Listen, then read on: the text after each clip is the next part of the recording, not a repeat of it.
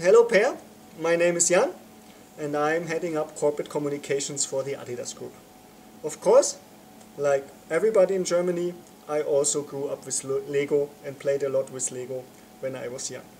So my question for you today is, today's young kids, they are multimedia savvy, they are surrounded by a lot of technical innovations and technical gadgets every day. How can you still make sure that those young kids still play with Lego?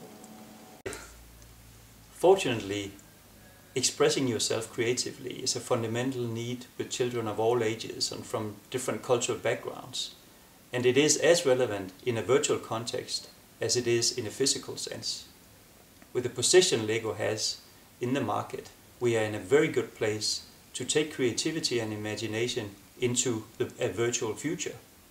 And so we will by offering new Lego experiences based on construction and role play in an online environment.